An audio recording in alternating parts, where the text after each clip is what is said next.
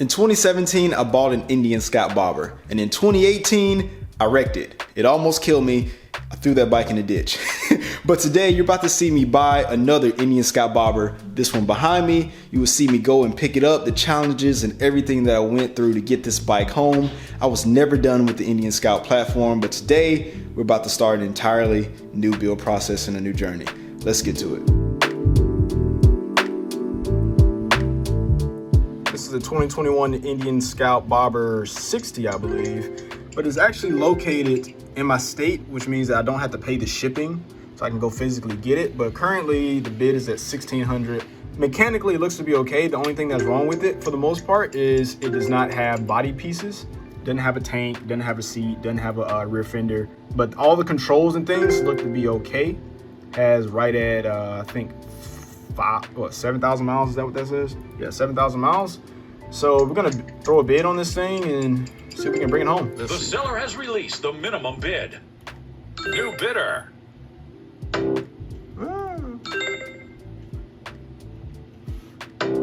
Bro, if I can get this thing for less than 2,200, I'll be so happy. I didn't think this many people are gonna be interested in it. Bonus time. Just give it to me. Stop doing bonus time, even though it does save you if you're on the other end of this. Come on, give it to me. Hell yeah, let's go, baby. It's the next day. I sent the wire to pay for the Scout, and you gotta go pick this thing up. But let me show you what I got. Ranger Danger, baby. It is back, baby. And she ain't misfiring, she sound good. Ooh. I do have an engine light on because of some kind of emissions thing, but yeah, baby. We're going on a trip. Actually, no. We're on a current trip in our favorite Ranger ship. Going to the auction to pick up some bikes. Hey. We don't have heat, and my nose is running, and my hands are cold, and my wife is cold too. But what my wife has is really big thighs, so they saving lives and saving my hands. It's cold, bro. We don't have heat in the Ranger, but we're riding in a spaceship on the interstate. Yeah. It's cold. It's freaking cold. Yes, it is. But we headed to get this bike. Yes, we are. The longer we ride, the more layers she puts on. It's cold. It's cold? It's cold. I am from where the code is 40s and 50s, not 20s and teens. 20s and teens. So you got on a jacket, leggings under your jeans with mittens. I have a shirt under my long sleeve and my jacket on. So I got 3 layers on at the top, 2 layers on at the bottom, my boots with the high hands in my feet, and my gloves, and my beanie, and my hood on. I'm about to just take my hair out and just like let my hair cover my face and keep the warmth. Might have to, bro. Because I can always fix a ponytail, it don't matter.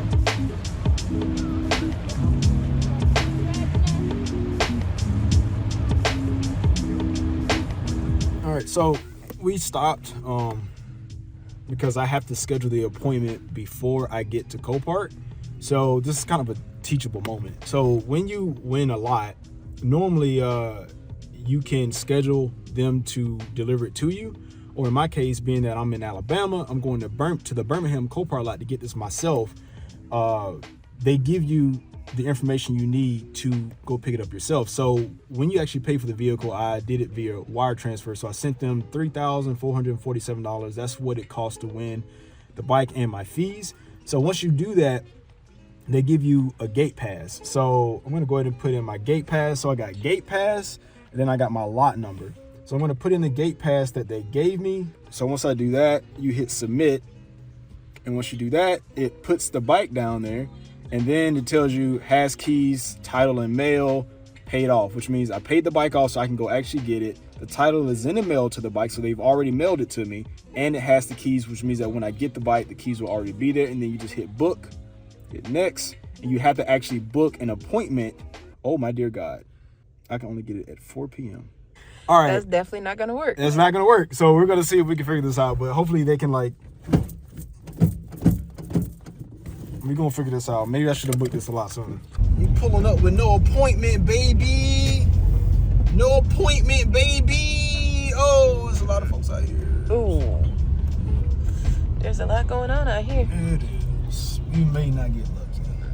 All right, I'm just pulled up and I start the truck. I'm about to see if I can go in here and convince them to let me just kind of pull up and get this bike. But I can see that obviously there's a lot of big transporters here. I'm not trying to jump line, but you know, I'll pay that penalty of kind of randomly showing up. But let's see if I can make something happen, because driving 2 hours to have to wait 4 hours just to get something, it sucks. All right, so what's going on now? I talked to the sweet lady at the desk and used my nice charm. Right. And even though I still had the book at 4, she let the loaders know that I was here. So there's a good chance we might be able to get loaded early. So let's see what happens. All right, here we go. That is interesting. All right. Now I know some of you are thinking, what the heck? Why didn't they just wheel the bike out and do it? Well, this is actually standard practice for the operators. They put a strap around it and then they lift it and then they bring it to you. And it's my job to kind of guide them as they load it on. Now, one of the biggest challenges for me was trying to give the operator hand signals, go back, forward, up or down. And of course, my first challenge was trying to rotate the bike to get it in bed the right way. So you would see me kind of signaling the operator to go back and forward. And ultimately, we would eventually get this thing in the truck. And luckily, the Scout Bobber weighs around 550 pounds versus like a big touring bike that's right at 800 pounds. So I would have to try to shove this thing properly in the bed and get it lined up so I would have less work when it's time to wheel it off. But we would get it done.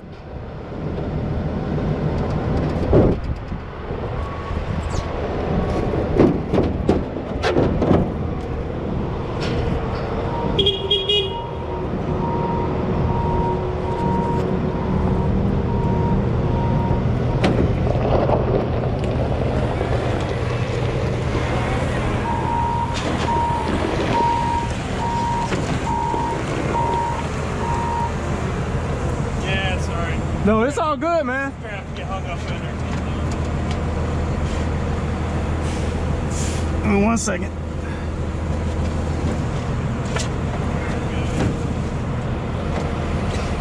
Hey, man, I appreciate you getting to me so quick. Thank you so much, man. You have a good one.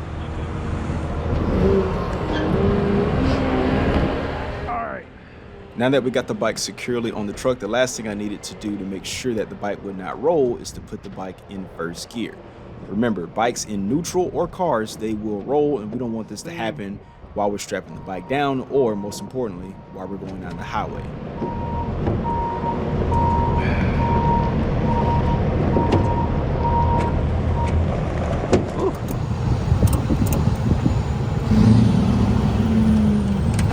It's freaking cold out here, baby.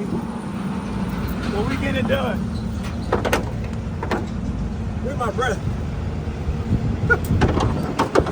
You can never say that I do not care and I do not love you, because my hands hurt.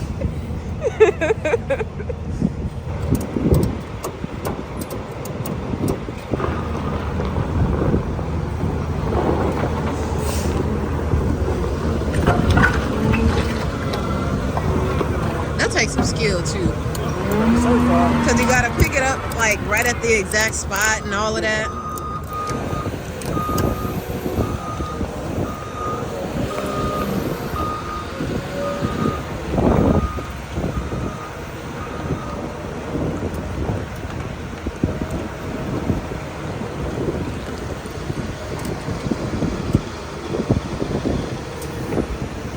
My hands feel numb. Huh? My hands feel numb. I normally wrap these up a different way. But it's too cold. No, it ain't that. I just don't feel like doing it. Cause I know you wrap it up differently. You do the whole fold and all of that. So Yeah. What I'm gonna do is we're gonna wrap this up, get on the road, and I'll deal with it when we stop somewhere. Right now, trust me. Look, it ain't going nowhere. I swear it ain't. no, it's not. It ain't going nowhere. I swear it ain't going nowhere.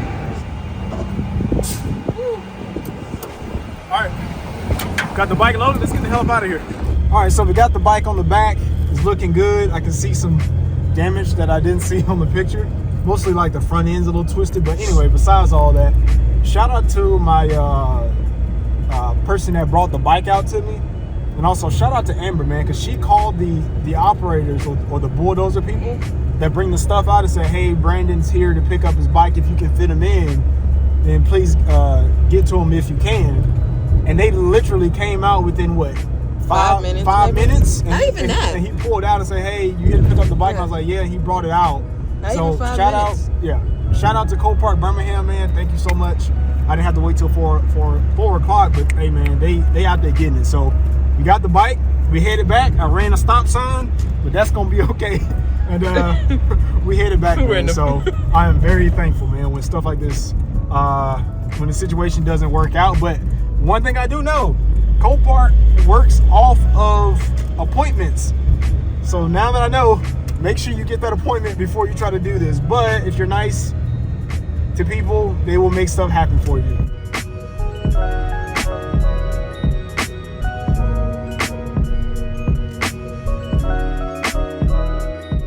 All right, we got this thing home. None of these straps, you know, this is tacky as heck. The bike did not move at all. Like I said, it didn't go nowhere. And now it is time for me to get this thing off using my very sketchy method of one ramp that I know you guys don't like. So.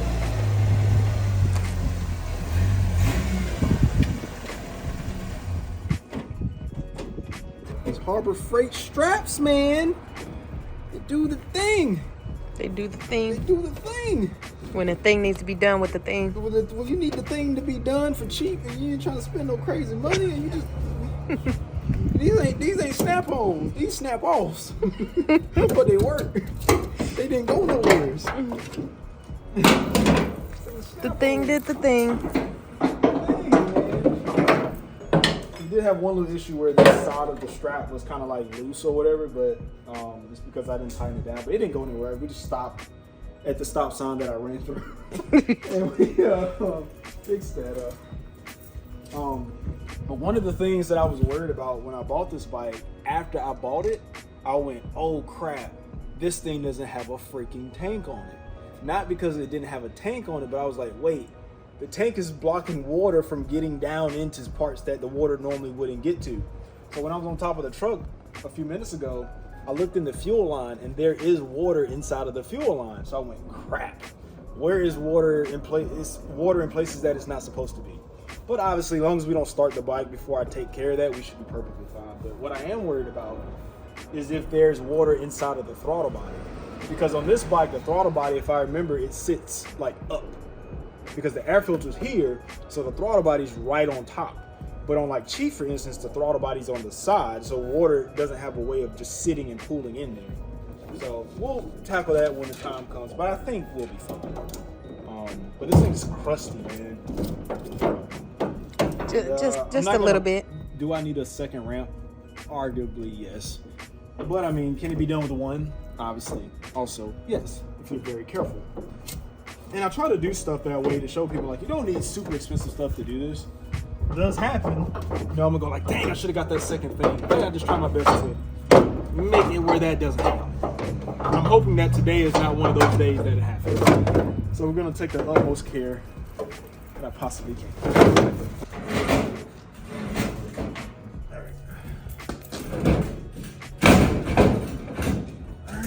Prevent that from sliding. And the fun Handy begins. dandy step stool. Handy dandy stepping stool. But there's a reason why I got this one as well, is because it has brakes. See all this redoing that I gained some muscle.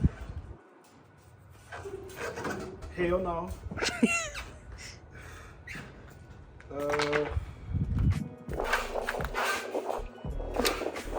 Maybe I did.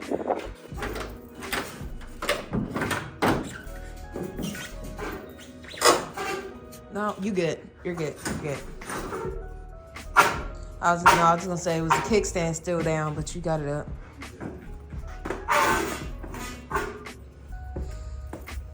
It gets easier every time I do it. I'm not gonna lie.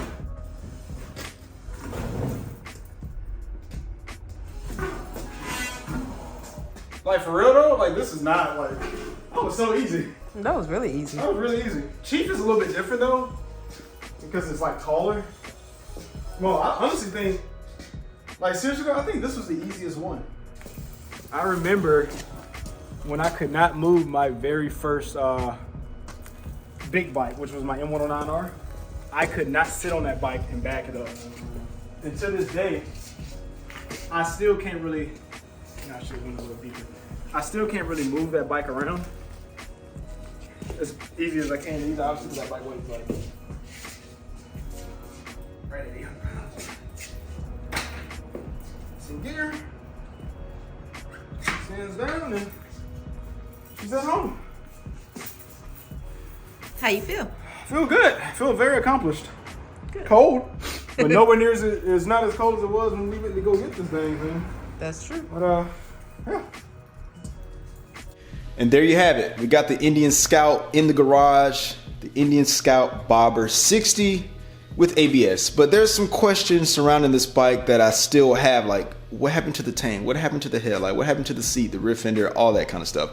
We will answer that in the next video, along with coming up with all of the damage that this bike has. So good news for you, you don't have to wait. You can click right here and check out the next video in the series. And as always, thanks for watching. I hope you learned something, and I'll see you in the next video. Peace.